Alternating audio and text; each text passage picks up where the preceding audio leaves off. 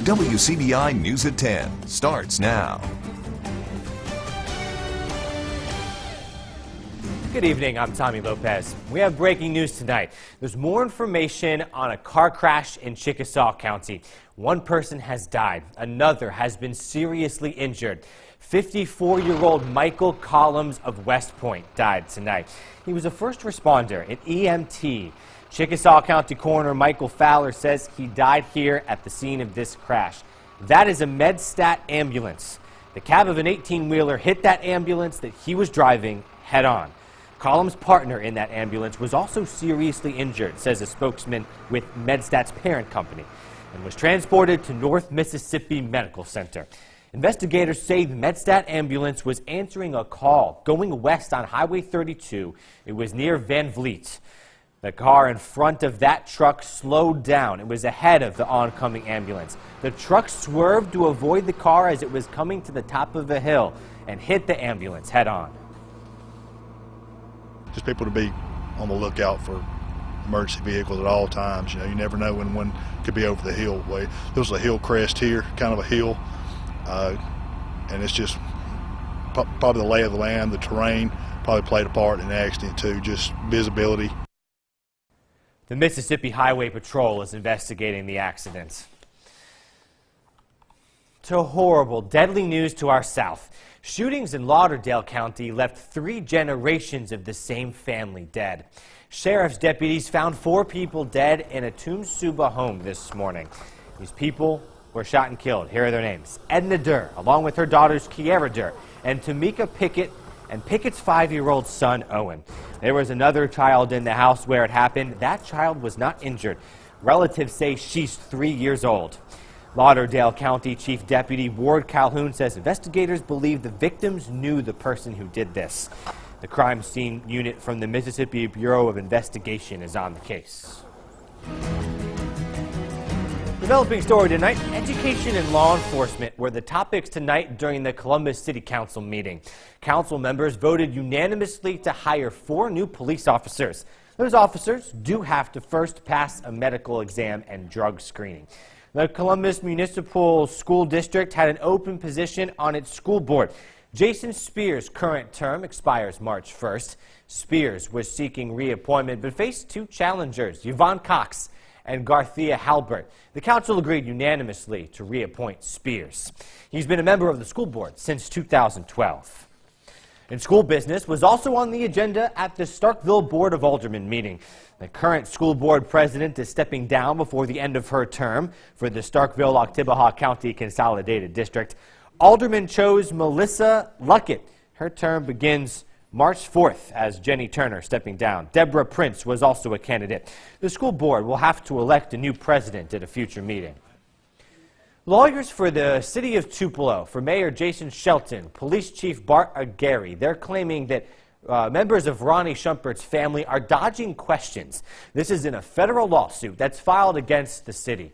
Court documents filed today claim that the Shumperts have made various statements, like having witnesses who claim that he was surrendering when he was shot, that Shumpert was, that he was viciously attacked by a police canine. Another claim that he was beaten. Another claim that he was beaten during this. The city has asked Peggy Shumpert to provide specifics to back up those claims, but those have not been included in answers filed by the Shumperts. That's what the city says. Today's motion asks the judge to force Shumpert to provide facts to back up their claims or to make those claims inadmissible in courts. All right, let's turn to our weather tonight. Chief Meteorologist Keith Gibson is in with us tonight. Keith, rain throughout the area all day today. It is a wee bit gloomy out there, Tommy, with our Aventur's Skycam network. You can see Tupelo right there, Columbus right there. We have some showers out there, persistent showers. It is a damp and dreary night here across northeast Mississippi and west Alabama, and some pretty steady rain from Columbus back to the northwest of Tupelo right now towards Pontotoc County. This will gradually go away as we go throughout the course of the overnight hours, but right now it's a bit soggy out there. Upper 50s, low 60s. Here's our forecast for tomorrow. Let's show you that here as we advance the graphic. In Columbus, we start out with a lot of cloud cover around 58 degrees. By the afternoon, though, those clouds will break up. We're back into the low 70s. I'll be back with your warm 7-day forecast in just a few minutes. Keith, thank you. Yeah, it's been warm. It's been a lot warmer right now than it usually is this time of year. The unseasonably high temperatures can cause problems for plants. Victoria Bailey went to a farm to learn about the impact the weather is having. My strawberry crop is probably 2 or 3 weeks ahead of where it was last year. Melvin Ellis is co-owner of Mayhew Tomato Farm, and he says it's not time to plant tomatoes yet, but his strawberries are already beginning to arrive.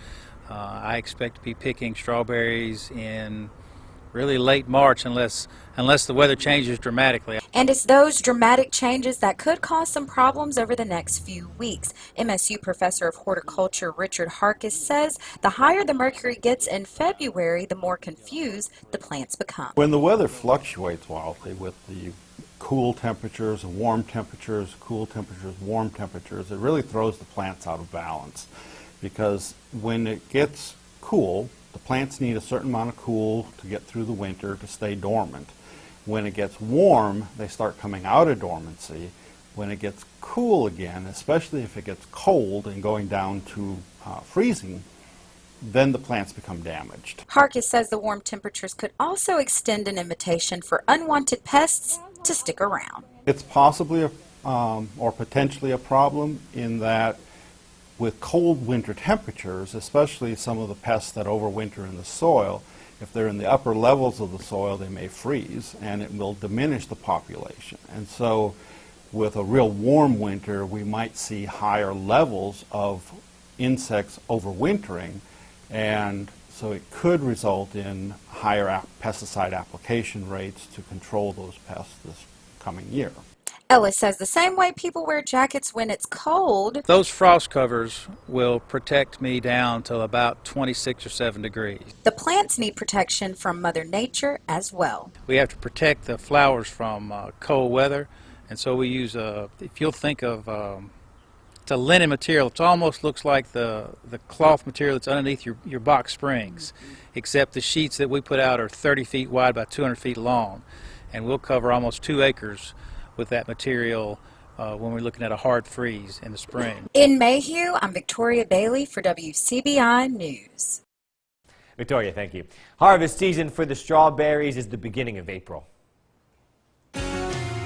Well, springtime means severe weather around here. Always good to be prepared. Our first weather radio programming session this Friday in Vernon, Alabama, 3:30 to 5:30 at Durham Pharmacy. We hope to see you there. Get ready for a severe weather season. No active weather, but we do have some showers of warm weather coming our way. More after the break. Your first alert weather forecast with Chief Meteorologist Keith Gibson.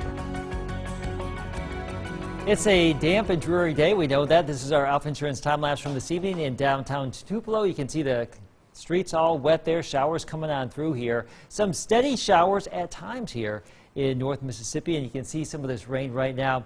Speaking of Tupelo, we are currently looking at a dry scenario with the wetter weather back towards Pontotoc and the Thaxton community. Notice how this is moving back to the northwest. We have an area of low pressure in our area, so all these things are swirling back to the northwest. But we still, from West Point down to Columbus to southeastern Lowndes County to eastern Noxubee County and Pickens County, Alabama, we still have some steadier showers. Some spots have seen over maybe 1 inch to 2 inches plus these greener streaks across our viewing area over the last 24 hours. Some spots not as much, some spots a little bit more.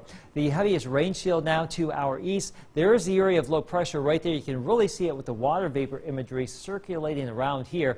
That's the driver of the damp weather. This thing is moving down to the southeast. So as we go through time tomorrow, yes, the rain moves away. We'll see developing sunshine. Not in the morning. When you wake up, it is going to be gloomy, cloudy. Don't yell at me for having a cloudy start to your Wednesday. But by the afternoon, we should be looking at brighter skies.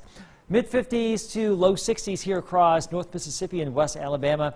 Let's show you that with Tupelo for tomorrow. You can see that we're looking at temperatures to be in the upper 50s and then around 73 degrees by the afternoon. This is our Tupelo planner for tomorrow. So our city-by-city forecast shows that we are looking at some temperatures into the low 70s. And we are also looking at, let me just go to the 7-day forecast. We're having some issues with our graphics tonight. I don't know if I'm going to get that 7-day forecast to pop here right now. So, Tommy, bear with me.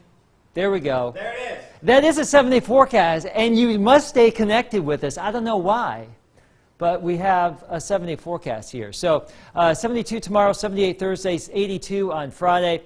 There could be a chance for a few evening storms here late Friday, but basically a dry 7-day forecast with some cooler stuff, more seasonal air for the weekend. Low 30s possible Saturday night into Sunday morning, but overall a mild 7-day stretch. Tommy? Yeah, very much so. Keith, thank you. And hey, Keith was out there in the rain this morning. This is in Macon. He spoke at Earl Nash Elementary School this morning. Look at all those kids. Some kindergartners were there to learn. Keith talked about how the world of weather affects the Magnolia State. He showed how moisture in the air gets turned into clouds, rain, and storms. They discussed severe weather and tornadoes today, too. He made sure they knew where to go if a tornado comes through later on this spring. High school basketball action. Games are getting more and more important now. The playoffs are coming around. We have a recap of some of the area teams coming up later on tonight. Stay with us. WCBI First Alert Weather School is brought to you by Emerson Animal Hospital in West Point. It's a project that's meant to help people who want a career in the furniture industry. Leaders say it's producing results. Our Ali Martin shows us the first graduate of the Furniture Academy.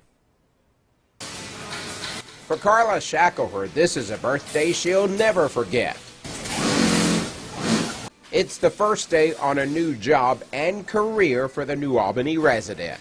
I'm going to start out sewing, and today they already have me trained and sewing on some pillows. Carla went to her nearest Wynn Job Center where she learned about a new program called the Furniture Academy. She goes through a 10-hour OSHA training. So the necessary skills to be a good teammate and a good associate is the fact that is what this training provides. Rusty Berryhill is president of Kevin Charles Furniture, one of 5 companies along with MSU and Three Rivers that joined forces to form the Furniture Academy. For Carla Shackelford, the Furniture Academy not only gave her the jump start to a new career, she's a single mom supporting 2 kids. She says the Furniture Academy and the job here at Kevin Charles are huge blessings for her family. It's very important for me to be able to provide for me and my kids, and hopefully I plan on working on some things and building up again, because I've been off a little while, and hopefully I can build up again and be able to get us a house. Those who graduate the 28-hour free course go to the front of the hiring line for participating companies. Plus, they get a higher base pay when they're employed. In New Albany, I'm Ali Martin, WCBI News. Big-time hoops matchup tonight. Mississippi State, Ole Miss goes into overtime, and there is a massive comeback. We have all that coming up next in sports.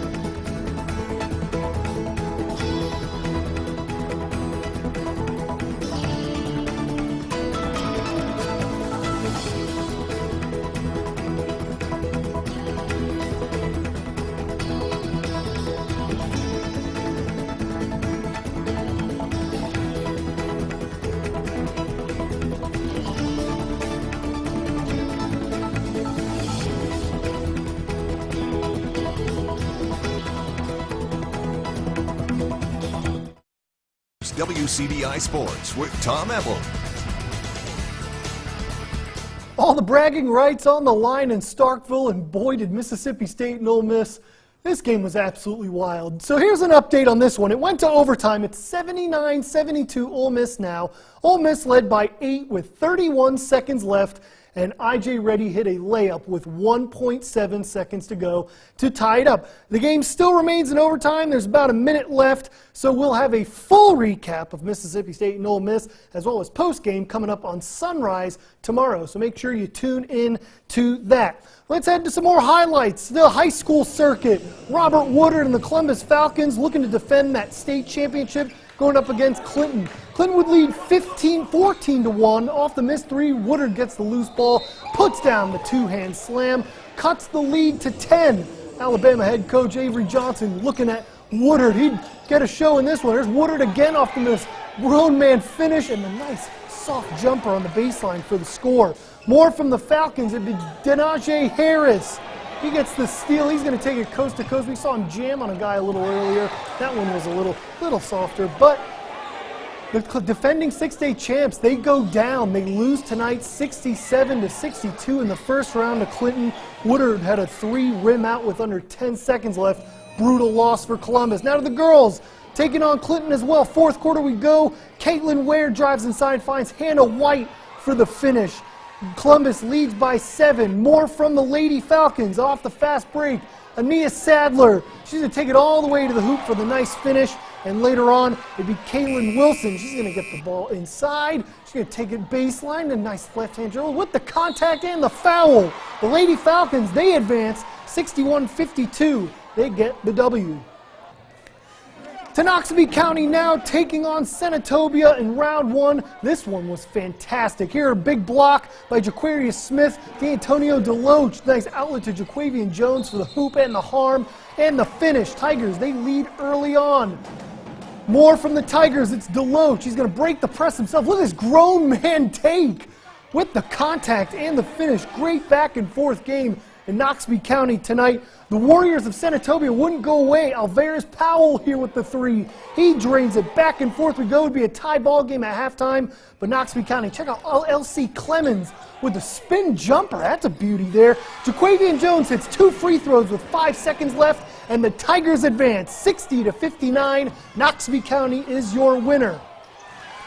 Playoff time in Baldwin. Bearcat Nation taking on West Bolivar in 2A action. So start for Baldwin. Here's their first field goal, 4 minutes left. Michael Crump with the offensive rebound in the tip-in. West Bolivar still led, but Calvin Harris, he's going to finish for 2 here.